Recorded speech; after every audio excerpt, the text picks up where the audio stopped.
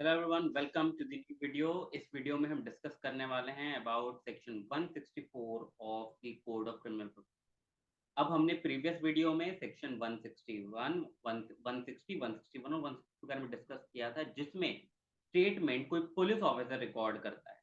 But अब हम discuss करने वाले हैं अबाउट सेक्शन 164, जिसमें रिकॉर्डिंग ऑफ स्टेटमेंट एक मजिस्ट्रेट करता है। बिफोर दैट आई रिक्वेस्ट कि प्लीज चैनल को सब्सक्राइब कर दीजिए सो दैट आप ऐसे किसी भी वीडियो को कभी मिस ना करें। Thank you so much. Now let's go ahead with the video. अब सबसे पहले हमें ये जानना जरूरी है कि सेक्शन 164 ऑफ सीआरपीसी एग्जैक्टली बोलता क्या है। अब सेक्शन 164 ऑफ सीआरपीसी ये बोलता है recording of confession and statement. ठीक है।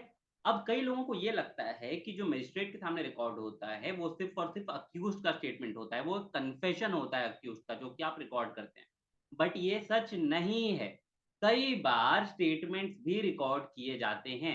अब सबसे पहले हम समझते हैं कि कन्फेशन कब रिकॉर्ड होगा। स्टेट कन्फेशन चलिए समझ में आ गया कि भाई अक्यूज्ड है, वो जा करके कोर्ट में अपनी बात से पलट सकता है, इसीलिए उसका स्टेटमेंट मजिस्ट्रेट के सामने रिकॉर्ड किया जाता है। क्योंकि हमने पिछले वीडियो में देखा था कि जो भी स्टेटमेंट होते हैं जो कि अंडर पुलिस के सामने रिकॉर्ड होते हैं 161 में, वो एज पर सेक्शन 162 वो यूज नहीं कर सकती है पुलिस। पर जैसे ही 164 में मजिस्ट्रेट के सामने रिकॉर्ड होगा वो यूज किया जा सकता है। इसीलिए आप अक्यूज को बुलाते हो, अक्यूज के सामने मजिस्ट्रेट को रखते हो और मजिस्ट्रेट रिकॉर्ड कर लेता है स्टेटमेंट, ताकि वो किसी काम का हो। पर what about other statement? Confession तो चलिए समझ में आ गया, अदर स्टेटमेंट क्या जरूरत होती है? तो हमें यह समझना पड़ेगा कि अदर स्टेटमेंट इसलिए जरूरी है कि पहली चीज, कोई ऐसा विक्टिम है, ठीक है, जैसे रेप विक्टिम हो गई, या फिर कोई भी ऐसा विक्टिम जो अटेम्प्ट टू मर्डर के केस अभी चल रहा है, फिलहाल उस पर्सन की डेथ नहीं हुई है, but there is a high possibility कि वो पर्सन अपनी जान खो दे, वो पर्सन सरवाइव ना कर पाए तब तक जब तक केस का ट्रायल शुरू हो, या फिर there is also high possibility कि कंसिडरिंग इंडिया की सिचुएशन विटनेसेस हॉस्टाइल टर्न कर जाते हैं, राइट। और कोई बहुत इंपॉर्टेंट विटनेस है जिसको जो अगर हॉस्टाइल टर्न किया तो इस केस में सब कुछ खत्म हो जाएगा। तो उस केस में बहुत ज्यादा जरूरी हो जाता है कि उस विटनेस की स्टेटमेंट मजिस्ट्रेट के सामने रिकॉर्ड की जा सके, सो दैट इवन कोर्ट में वो अपनी स्टेटमेंट से पलटता है तो ऑलरेडी रिकॉर्ड स्टेटमेंट की कुछ वैल्यू रहे, उसको कुछ यूज किया जा सके। Further same goes for the victim कि अगर विक्टिम की खुदा ना खास्ता डेथ हो जाती है कल कोई, तो उसकी एक स्टेटमेंट है हमारे पास में, उसकी एक 164 की स्टेटमेंट रिकॉर्डेड पड़ी हुई है। एंड ऑल्सो इंडिया में बहुत ज्यादा प्रॉब्लम है, विटनेसेस को मार दिया जाता है, विटनेसेस को धमकाया जाता है, तो इवन अदर विटनेसेस के लिए जो कि बहुत ज्यादा की विटनेस, इंपॉर्टेंट विटनेस, ठीक है। अब सबसे पहली चीज, रिकॉर्ड कौन करेगा स्टेटमेंट, ठीक है।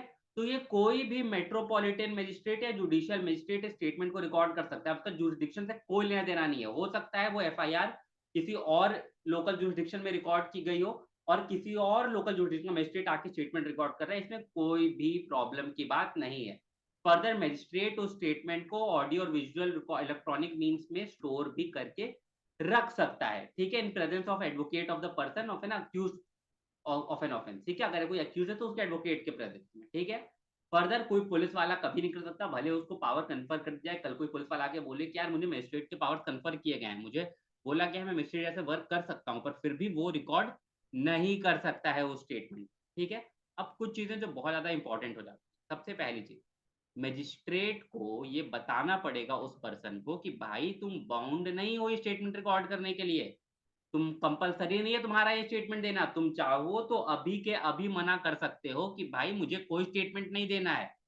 उसके बाद भी अगर वो पर्सन बोलता है कि हाँ मैं देना चाहता हूँ सर, मैं अपनी मर्जी देना चाह रहा हूँ, तभी उसका स्टेटमेंट रिकॉर्ड किया जाएगा। फर्दर क्लॉज 3 ये बोलता है कि इवन वाइल रिकॉर्डिंग, अगर बीच में उसको लगता है कि नहीं यार मैं नहीं देना चाहता अब स्टेटमेंट, वो उसी वक्त मना कर सकता है और मजिस्ट्रेट उसको वापस पुलिस कस्टडी में नहीं भेजेगा, बल्कि उसको अब जुडिशियल कस्टडी में भेज दिया जाएगा। अब इसका रीजन क्या है? देयर इज अ पॉसिबिलिटी कि पुलिस ने उसको बहुत टॉर्चर किया हो, पुलिस ने उसको डराया धमकाया हो, उसकी फैमिली को डराया धमकाया हो कि यार तुम ना ये स्टेटमेंट दो, नहीं तो हम तुम्हें मार देंगे, तुम्हारी फैमिली को चोट पहुंचाएंगे। अब अगर पुलिस वालों को ये पता चल जाता है कि उसने वो स्टेटमेंट नहीं दी, उसने मना कर दिया अल्टीमेटली स्टेटमेंट देने से, तो पुलिस वाले अभी भी तो उसको टॉर्चर कर सकते हैं, अभी उसके साथ कुछ गलत कर सकते हैं। इसीलिए मजिस्ट्रेट उसको पुलिस कस्टडी में नहीं भेजेगा बल्कि जुडिशियल कस्टडी में भेज देगा। फर्दर मोर हमें एक चीज ये भी समझनी पड़ेगी, जब भी स्टेटमेंट रिकॉर्ड होता है, पुलिस वाले सबसे पहले रिक्वेस्ट करते हैं मजिस्ट्रेट को कि साहब ये पर्टिकुलर एफआईआर में ये पर्टिकुलर पर्सन है, ये स्टेटमेंट अपना देना चाहता है, कन्फेशन हो या स्टेटमेंट हो देना चाहता है। वो जाता है मजिस्ट्रेट के पास रिक्वेस्ट, एक डेट और टाइम फिक्स होता है, मजिस्ट्रेट उस डेट और टाइम पे आता है, आकर के स्टेटमेंट रिकॉर्ड करने बैठता है।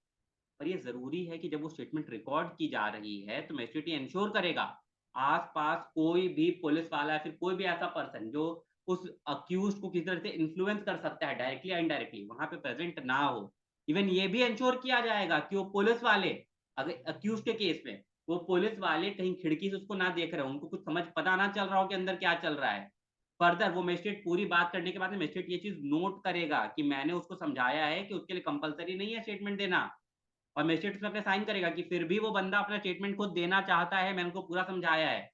और उसके बाद वो पर्सन अपना पूरा स्टेटमेंट देगा, ठीक है?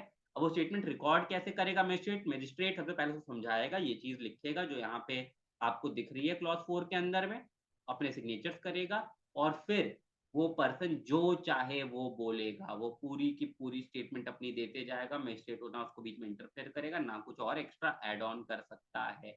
उसको same to same as it is वो चीज़ रिकॉर्ड करनी पड़ेगी जो उस पर्सन ने बोला है। तो ये थी पूरी चीज़ of about how a statement has to be recorded by the magistrate under section 164। अब इस स्टेटमेंट की वैल्यू होती है अनलाइक स्टेटमेंट रिकॉर्डेड अंडर 161, क्योंकि हमने 162 में देखा था कि जो भी स्टेटमेंट 161 में रिकॉर्ड हो रहे हैं, वो पुलिस वाले यूज़ नहीं कर सकते हैं। बट ये स्टेटमेंट पुलिस वाले यूज़ कर सकते हैं। और एक और चीज़ ध्यान रखिएगा, ये स्टेटमेंट पुलिस वालों को हैंडओवर नहीं की जाती है। ये रादर कोर्ट में जज के सामने खोली जाती है, सील्ड एनवेलप में पैक करके पुलिस वाले को भी पता नहीं होता है कि उस स्टेटमेंट में क्या बोला गया है। तो that's it from this video. Hope आपको ये वीडियो समझ में आया हो। प्लीज़ चैनल को सब्सक्राइब कर दीजिए ऐसे और वीडियोज़ के लिए। कमेंट करके हमें बताइए आपको ये वीडियो कैसा लगा और आपको किन और टॉपिक्स पे वीडियोज़ चाहिए। फर्दर प्लीज़ वीडियो को लाइक भी करिए और अपने दोस्तों के साथ में शेयर भी करिए। Thank you so much. See you in the next video.